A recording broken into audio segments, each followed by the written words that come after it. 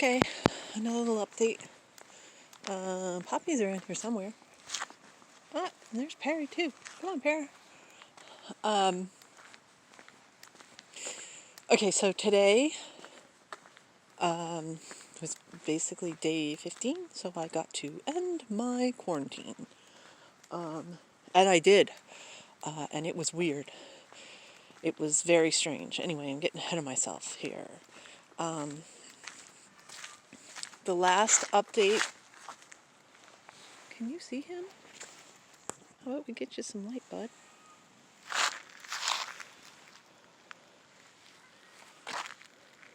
Sounds like we got another one. I think that's Pevensey, the white and black one.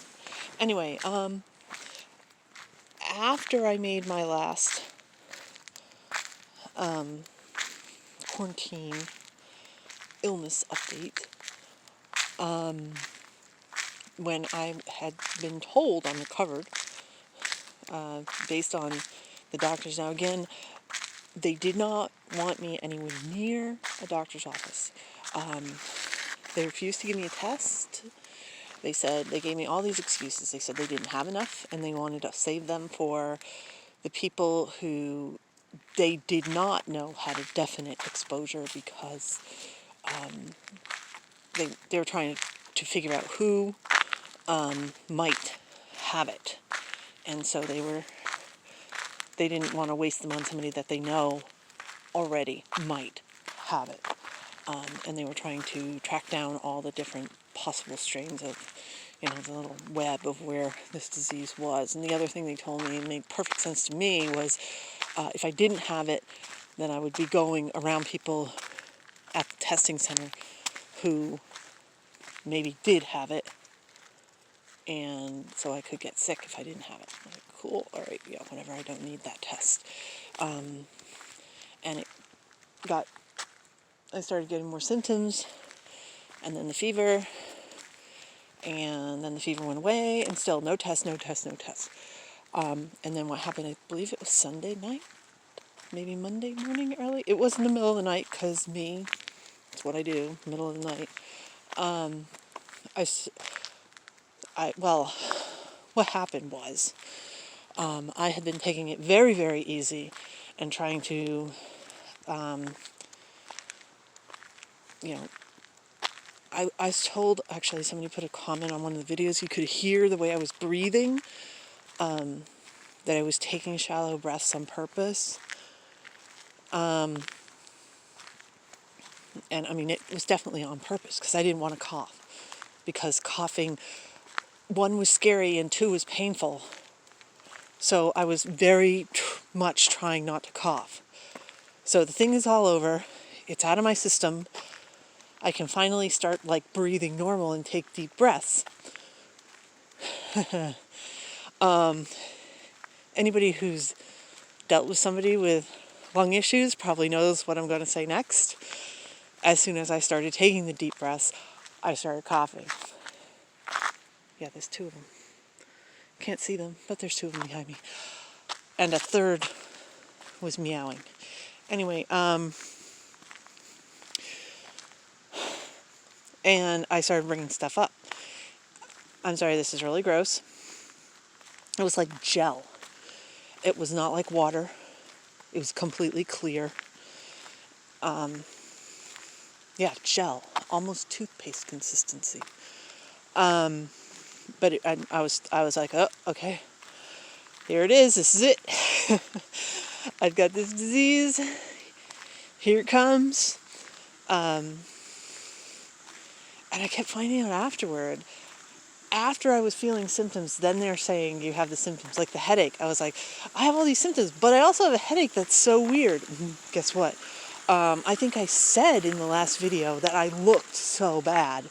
What I meant was red eyes, absolutely bloodshot eyes, like really weird, freaky, definitely diseased, maybe actually been bitten by a vampire type eyes. After it went away, then I realized, they also said something about you lose your sense of taste and smell. I don't remember that specifically, but I definitely remember no appetite at all. None whatsoever. Like weird. Like I would go, oh, I haven't eaten. I guess I got to eat something. And started eating, this is ridiculous, started eating peanut butter and jelly sandwiches. It was basically for like 2-3 days. That's all I ate was peanut butter on bread, or even just plain bread. Mostly because it was easy, but because I just didn't care to eat anything at all. So, I just had no appetite.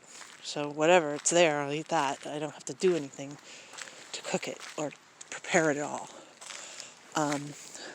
So maybe that was some of it. I see you down there. He's coming. Can you see him?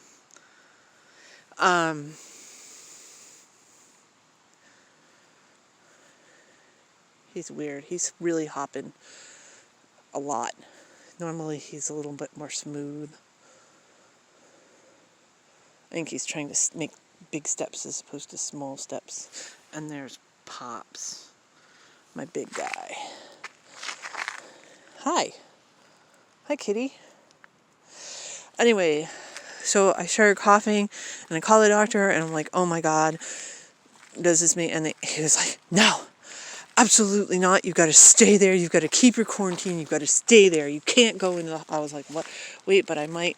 He's like, no, you've got to stay there. Don't want you anywhere near the hospital. I mean, it was really, really obvious that they didn't want me around. Definitely very, very afraid of, infecting people and being infectious. So I was never part of the official tally, but my doctors were pretty damn convinced that I had it, even without a test. So this was number 4. They're still insisting that I not get a test. And this is what the doctor... I'm like, this sounds like... It sounds absolutely ridiculous. Pops went off somewhere. I heard him. Anyway, like, this is like a movie or something. You gotta be kidding me.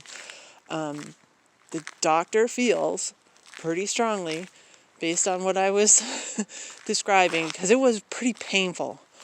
The pain actually started before the coughing.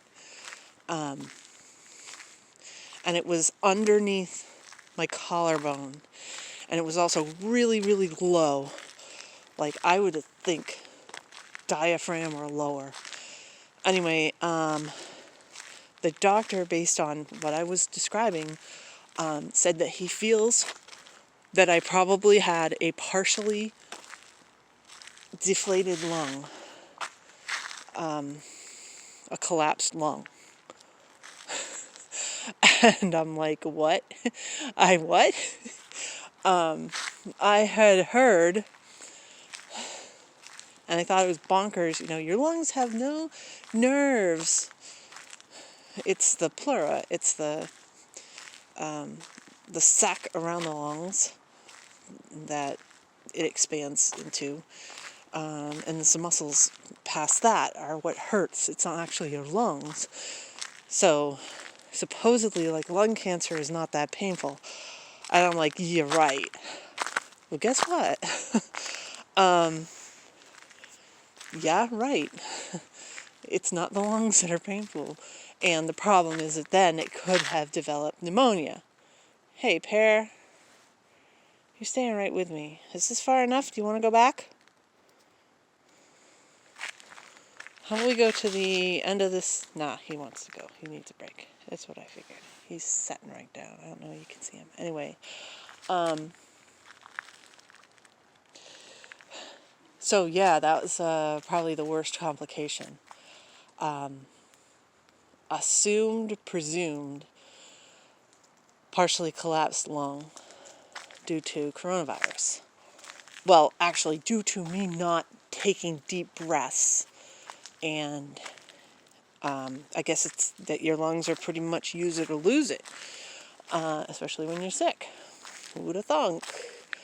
That's why when you go and you see somebody that's been in the hospital for a while, they have those tube things and make you suck on really hard, to see your lung capacity. And that's what it's for, is to see if you've got partially or fully collapsed lung. Who'd have thunk it? Who'd have thunk that somebody that was healthy in every other way? That was the thing. That was the most annoying thing, that the doctor kept saying, well, I'm looking at your chart. He said at least 4 times, I'm looking at your chart. You're young and healthy. You've got nothing to worry about. I'm like, what? So that means I suffered and recovered from a collapsed lung, partially collapsed lung, along with the coronavirus, without any medical support at all, which is freaky. It's wild that you can recover from something like that. When my kid was real little, he had an ear infection and he didn't have a high fever, and his doctor said, I am not giving him an antibiotic. And we overprescribed them. Well, he got dizzy from it and fell and popped his face open and had to have 10 stitches. And then he got his antibiotic. I personally know for a fact that I've had ear infections that I have suffered through and not gotten an antibiotic for and recovered fine. And apparently I've recovered fine from coronavirus. Now, to sort of be on the doctor's side, I guess, I don't know. There is no treatment at all for the coronavirus. None whatsoever. The treatment is if you get pneumonia, then they have other types of treatments. They have antivirals against a secondary infection. That would be pneumonia. They have medications that would open up your lungs, like steroids and things. But there's nothing against the coronavirus per se. So they couldn't really do much. Anyway, even if I went in there, they would be like, okay, yeah, we'll put your number on the list. And that's about all they could do. They couldn't do anything to help me anyway. I think it's kind of, like I said, kind of amazing that you can get something like this and then just recover from it. Apparently, the thing that they're looking for is if you have underlying lung issues. So if you have asthma, they take it super seriously. If you have smoked, that's a bad sign. Doesn't mean you're going to get the nasty part of it, but it's like they triage. That's what they do, If a person is more likely to have a nasty complication, then they, jump a little higher and a little faster. And they're right. All these things that I had, all these symptoms, there's no pain at all anymore now. My shoulder's a little weird. Probably I strained a muscle or something, trying to keep my chest in a certain position, and supported the damaged lung. And I still have to do all of the same things that I was doing before, as far as look at your puffed out tail. Why are you so puffed out? It's like you're scared, dude. Not that cold out here for you to be that puffed out. He must have seen something. Smelled something. I don't know. Anyway, so I have to take my temperature twice a day. I have to pay attention for these types of symptoms. Call a doctor if anything weird happens like this again. But I really, really do think now I really am over it. Just because I feel so much more normal. It's so subtle. Apparently it's a really fast thing. It catches you fast. But it's like the frog in the pot that slowly the water gets hotter and hotter. You just don't realize it. Right, Pear? Mr. Hopalong. Ooh. I'm going to have to make this quick because I don't think I've made space on this chip. It might cut me off real quick. Anyway, yeah. So today I am off of my quarantine, and I did leave the house, and it was absolutely weird. I went at least 10 days without any interaction, person to person, with anybody. Over the phone. Like I have to keep calling my father because he's also under lockdown and stuck in his little room, and he doesn't even have multiple rooms of his house. And he doesn't really completely understand what's going on either. He's got a pretty good grasp of it. He understands there's a disease and that they have to stay there, but he doesn't understand why the nurses have the things they put on their mouth, as he puts it, and he doesn't have to. And I keep trying to explain to him, well, he's not getting near anybody. They know for sure he's not sick, and he hasn't been around somebody that's sick. But the nurses leave the building, and so they might get, near somebody that's sick, and they might be sick and they don't realize it yet. He can't. Anyway, so I have to keep calling him. But what I did today was I went out to the stores. I mean, the thing is, they said that this disease has not mutated yet, which means I got the antibodies. I can't catch it again, not unless it mutates. Cool, I am safe from getting this disease. And what did I buy?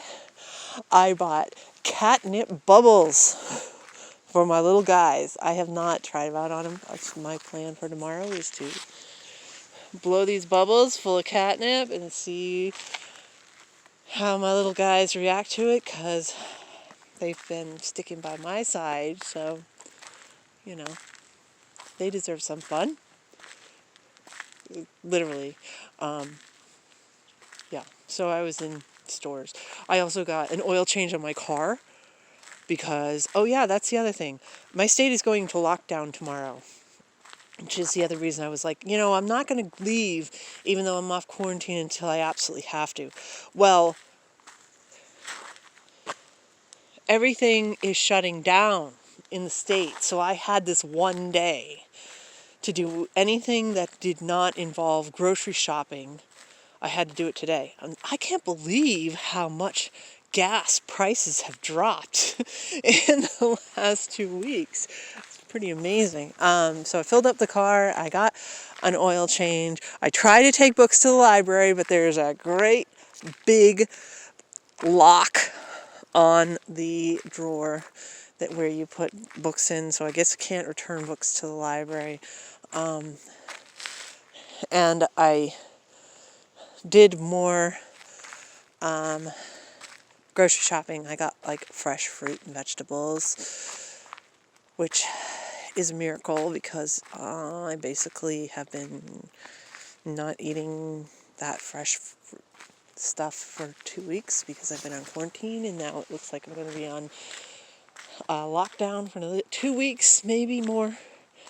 But I did get out of the house, and it was so weird. It was so strange because, and it was absolutely anxiety provoking. First of all, I was just straight up nervous. You don't drive for 2 weeks and then you get in the car and it's just a little weird. I'm really, really glad I did it now when there's nobody driving, so I could basically get my sea legs, because that's weird. It's just weird the first time you drive after you've gone so long without, there's Pansy. She's running. I thought I heard her. So yeah, I'm really glad that I did that and sort of eased into it. And if I had gone an entire month, hey girl, you see her stomach? Do You hear her, my lord. What? Yeah? Am I not supposed to be out here? You're right. I'm supposed to not be out here anymore. Let's go back. And there's another one that's probably... I think that's Pixie. That's a very dark cat. Might be Percy, but I think that's Pixie. Anyway, I got 4. 1, 2, 3, 4. I got 4 in the same frame. Yeah, that's definitely Pixie. Anyway, so they missed me, clearly. Yeah. It was weird. It was anxiety provoking to be around people and I hadn't been around them for so long. This is, again, the use it or lose it. They wanting to be a hermit and not be around people. I mean, you lose all your skills, your coping skills, when you do that. So that's not the best to do, to isolate. Because you just get really nervous around being around people. And plus I was also like, they're telling me I'm not contagious anymore. But do I know that? I mean, they didn't even test me, so I don't even know 100%. I mean, they're pretty damn sure, but I didn't get a test. I don't know that I even had it. I really don't like the idea that I might make somebody sick. I really, really don't like that idea. I don't want to kill somebody. So I was like religious about wiping everything down and the hand sanitizer, which of course you can't buy any more hand sanitizer. Yeah, what? You want to go? They want to go. But I did it. So I guess that's what matters, right? I don't know why they're all congregating here. But they are. It's making me nervous. I'm looking for number 5. He's got to be around here somewhere. Anyway, yeah. So I'm off my quarantine for 1 day until the state shuts down. And then it's another 2 weeks where we're under lockdown. Oh well. I guess I'm used to it at least. I don't know. But health-wise, I really think I'm recovered now. I shouldn't have been like, woohoo, I'm done. Everybody speaks too soon. Although it was a secondary issue that I had, which was caused because I got sick. But it was a secondary issue. But anyway, yeah. So that's what's happening. And as far as for avoidant personality disorder, what I would say is, again, use it or lose it. It might really feel like great to, it's like this big fantasy. I'm just going to be a hermit, not care about people, and not be around people, and then I won't be triggered. It sucks. And don't do it. And now they're all off in this yard over here, getting lost. Or maybe I'm just hearing echoes. I don't know. Anyway, keep that in mind. That you got to keep interacting in some way.